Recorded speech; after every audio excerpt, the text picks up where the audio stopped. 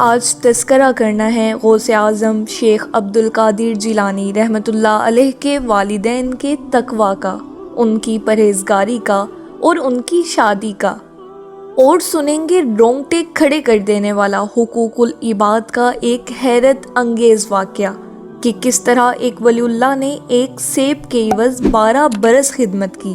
جی ہاں، صرف ایک سیب کھانے کے عوض 12 برس خدمت۔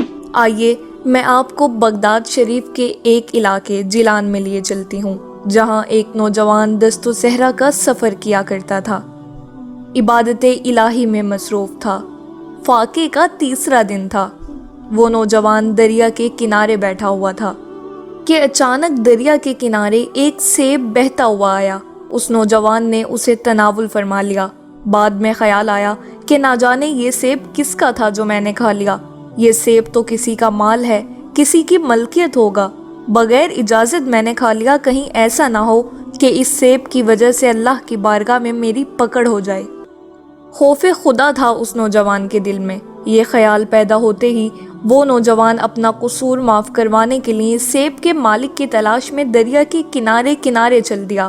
طویل سفر کرنے کے بعد اس نوجوان کو دریا کے قریب ایک عظیم الشان عمارت نظر آئی، جس میں سیب کا ایک بہت بڑا درخت بھی لگا ہوا تھا، اور اس کی پھلوں سے لدی ہوئی شاخیں پانی میں پھیلی ہوئی تھیں، اور ان شاخوں سے پکے ہوئے سیب ٹوٹ ٹوٹ کر پانی میں گر رہے تھے۔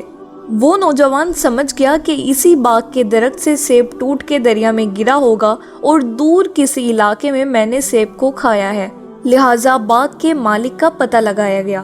وہ نوجوان باغ کے مالک کے پاس پہنچا۔ جو باغ کے مالک تھے وہ بڑی کمال کی ہستی تھے، اللہ والے تھے۔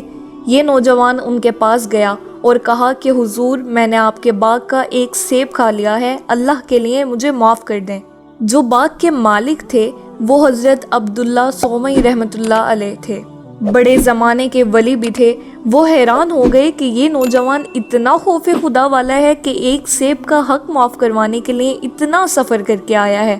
تو باغ کے مالک نے کہا، ایسے تو معاف نہیں کروں گا۔ وہ سمجھ گئے تھے کہ بندہ بڑے کمال کا ہے، اس کو اور امتحان میں ڈالنا چاہیے۔ انہوں نے کہا کہ تمہیں میری مزدوری کرنی ہوگی، باغ کی رکھوالی کرنی ہوگی 12 برس تک۔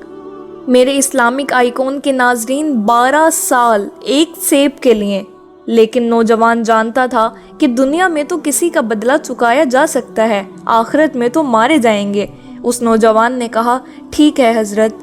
12 سال محنت کرتا رہا، مزدوری کرتا رہا، مالی بن کر کام کیا۔ 12 سال کے بعد کہا کہ حضرت اب تو معاف کر دیں۔ کہا، نہیں، ایک اور کام بھی کرنا ہوگا۔ میری ایک بیٹی ہے جس کے اندر 4 عیب ہیں۔ آنکھوں سے اندھی ہے، کانوں سے بہری ہے، ہاتھوں سے معذور ہے اور پاؤں سے اپاہج ہے۔ تمہیں اس سے نکاح کرنا ہوگا۔ میرے اسلامک آئیکن کے ناظرین، بہت سے نوجوان مجھے اس وقت سن رہے ہوں گے جنہوں نے شادی کے خواب بھی دیکھے ہوں گے، اور شادی کرنی ہے تو پہلا خواب یہی ہوتا ہے کہ صحت مند خوبصورت لڑکی سے شادی ہو۔ اور اس نوجوان کو کہا جا رہا ہے کہ 4 عیب، اندھی، بہری، لنگڑی اور بغیر ہاتھ والی لڑکی سے شادی کرنی ہے۔ نوجوان کہتا ہے، پھر تو معاف کر دیں گے۔ کہا، پھر 2 سال تک یہیں رہنا ہوگا، اور جب بچے کی پیدائش ہوگی جب چھوڑ دوں گا۔ اتنا بڑا امتحان۔ نوجوان کہتا ہے، ٹھیک ہے، سیب کا حق تو معاف کر دیں گے۔ کہا، پھر معاف کر دوں گا۔ بالآخر شادی ہو جاتی ہے۔ یہ نوجوان جب اپنے حجرہ عروسی میں جاتا ہے تو گھبرا جاتا ہے کہ کہا تو یہ گیا تھا کہ اندھی، بہری، لنجی اور لنگڑی ہے، مگر یہاں تو آنکھ بھی سلامت، کان بھی سلامت، ہاتھ بھی سلامت، پرفیکٹ خوبصورت دوشیزہ۔ اس کے تو تمام اعضاء صحیح اور سالم ہیں، اور حسن و جمال کے آگے 14ویں رات کا چاند بھی شرماتا ہے۔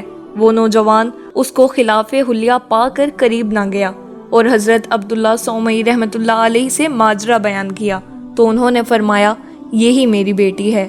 اور حضرت عبداللہ سومئی رحمۃ اللہ علیہ مسکرائے اور کہا کہ بیٹا، جب پہلی بار تم میرے پاس سیب کا حق بخشوانے آئے تھے، مجھے احساس ہو گیا تھا کہ تم بہت نیک ہو، خوف خدا والے ہو، مگر میں نے تمہارا امتحان لیا، اور جب تمہیں اچھی طرح جان لیا تو میں نے اپنی بیٹی سے تمہارا رشتہ کروا دیا۔ سنو، میری بیٹی لنگڑی نہیں ہے، اس لیے لنگڑی کہا تھا کہ وہ بے پردہ اپنے گھر سے باہر کبھی چلی ہی نہیں ہے، اندھی نہیں ہے، اس لیے اندھی کہا تھا کہ اس کی آنکھوں نے کبھی حرام دیکھا ہی نہیں ہے، بہری نہیں ہے، اس لیے بہری کہا تھا کہ اس کے کانوں نے کبھی حرام سنا ہی نہیں ہے، میری بچی بغیر ہاتھ والی نہیں ہے، اس لیے کہا تھا کہ اپنے ہاتھوں سے کبھی اس نے حرام کام کیا ہی نہیں ہے، اس لیے میں نے یہ سب باتیں کہی تھی۔ بڑی نیک پارسا میری بیٹی ہے، تو جیسے ہی مجھے نوجوان کی تلاش تھی، جاؤ اپنی زندگی کے حسین دن گزارو۔ اب میرے اسلامک آئیکن کے ناظرین ذرا سوچئے گا کہ عورت کتنی نیک ہے، حرام سنا نہیں ہے، حرام کہا نہیں ہے، حرام کیا نہیں ہے، اور لڑکا کتنا نیک ہے کہ وہ ایک سیب کا حق بخشوانے اتنی محنت کر رہا ہے۔ دونوں نیک اور پارسا ملتے ہیں تو آپ کو پتہ ہے ان کے ہاں اولاد کون پیدا ہوتی ہے، کوئی اور نہیں، یہ پیران پیر شیخ عبد القادر جیلانی کے والدین کا واقعہ ہے، اور ان کے ہاں جو بیٹا پیدا ہوتا ہے وہ کوئی اور نہیں، شیخ عبد القادر جیلانی رحمۃ اللہ علیہ ہوتا ہے۔ میرے اسلامک آئیکن کے ناظرین، اس واقعے سے جہاں ہمیں غوث پاک رضی اللہ تعالیٰ عنہ کے خاندان کا خوف خدا، تقوی، پرہیزگاری اور عفت و حیا کے متعلق معلوم ہوا، وہیں یہ بھی معلوم ہوا کہ کس طرح قیامت میں رسوائی کے خوف سے حقوق العباد کی ادائیگی کے لیے وہ بڑی سے بڑی مشکلات بھی باخوشی برداشت کرتے تھے۔ جبھی تو ایک سیب معاف کروانے کی خاطر سیب کے مالک کی تمام کڑی شرطیں مانی اور حق العبد ادا کر کے ہی دم لیا۔ اس حکایت سے ان لوگوں کو درس حاصل کرنا چاہیے جو حقوق العباد کی ذرا پرواہ نہیں کرتے، بغیر پوچھے دوسروں کی چیزیں ہڑپ کر جانے والوں، سبزیوں اور پھلوں کی ریڑھیوں سے چپ چاپ کچھ نہ کچھ اٹھا کر اپنے ٹوکری میں ڈال لینے یا اس چیز کا عارضی مزہ لینے کے لیے ہاتھوں ہاتھ کھا لینے والوں کو سوچنا چاہیے، بظاہر معمولی نظر آنے والی شے بھی اگر بغیر اجازت استعمال کر ڈالی اور قیامت کے روز پکڑے گئے تو کیا بنے گا؟ اس میں کوئی شک نہیں کہ حقوق اللہ ہی عظیم تر ہیں، مگر توبہ کے تعلق سے حقوق العباد کا معاملہ حقوق اللہ سے بھی سخت تر ہے۔ اگر کسی کا حق ضائع کیا اور اس سے معافی تلافی کی ترکیب دنیا میں نہ بنی تو قیامت کے روز اس صاحب حق کو نیکیاں دینی پڑیں گی، اور اگر اس طرح بھی حق ادا نہ ہوا تو اس کے گناہ اپنے سر لینے ہوں گے۔ حقوق العباد کا معاملہ بڑا نازک ہے، مگر افسوس آج کل بے باکی کا دورہ ہے۔ عام تو کیا خاص کہلانے والے بھی عموماً اس سے غافل نظر آتے ہیں۔ یاد رکھیے، دوسروں کی چیزیں عادتاً لے کر جان بوجھ کر رکھ لینا، قرض کے نام پر ہزاروں بلکہ لاکھوں روپے دبا لینا، معمولی سمجھ کر دوسروں کی چھوٹی موٹی چیزیں اچک لینا، بغیر بلائے کسی کی دعوت میں گھس جانا، رشوتوں کے نام پر دوسروں کا مال بٹورنا، کسی کے مکان یا دکان کے پاس یا اس کی چھت یا پلاٹ پر پریشان کن گند کچرا پھینک دینا، الغرض معمولی سمجھ کر لوگوں کے حقوق پامال کرتے رہنا، یہ سب اس دنیا میں تو بہت آسان معلوم ہوتا ہے، مگر قیامت کے دن صاحب حق کو اس کا بدلہ چکانا اور اس کو راضی کرنا بہت ہی مشکل ہو جائے گا۔ آئیے حقوق العباد کی اہمیت اور ادائیگی کے متعلق فرمان مصطفیٰ سنتے ہیں۔ رسول خدا مالک ہر دو سرا صلی اللہ تعالیٰ علیہ وسلم نے صحابہ کرام سے استفسار فرمایا، کیا تم جانتے ہو کہ مفلس کون ہے؟ عرض کی، یا رسول اللہ صلی اللہ علیہ وسلم، ہمارے نزدیک مفلس وہ ہے جس کے پاس نہ تو درہم ہو اور نہ ہی کچھ مال ہو۔